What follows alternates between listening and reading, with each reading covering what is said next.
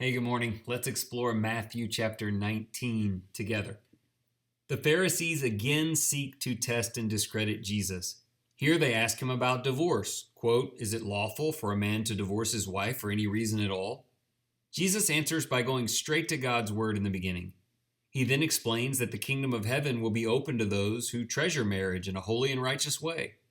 Following this, a rich man comes to ask about eternal life. While he is willing to keep the law, the man is not willing to give up his riches. Jesus responds by saying that it will be very hard for the rich to enter heaven. Jesus gives powerful instruction.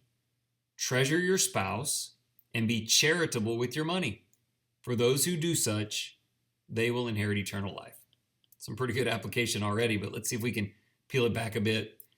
The greatest impact of this chapter is the dual concepts of marriage and money. Both still dominate the landscape of life today. They each have the potential to be very good for us and to honor God. But they have also been abused and twisted to dishonor God's will. Jesus' teaching on marriage goes back to the very beginning, when God united a man and a woman for life.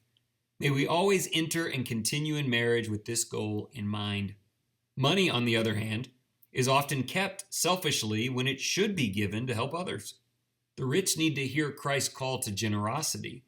Those who sacrifice to honor both ideas will reap blessings now and eternally. Here's some questions for you. How is the new law of Christ more difficult than the law of Moses? Is it easier to fight for a marriage or to divorce your spouse and leave? Question 2.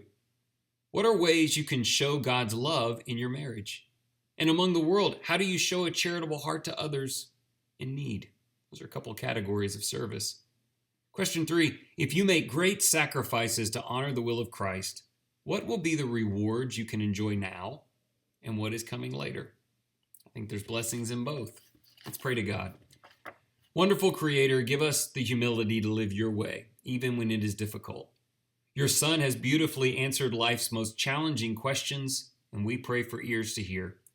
Please help us to approach marriage in a way that honors you. We pray for committed hearts, even in challenging situations, so far as it depends on us. And Lord, as rich and a prosperous people as we are, we pray for help in being generous and kingdom-focused. Give us strength to trust in you and to demonstrate that trust in our homes, with our wallets, and in every possible way.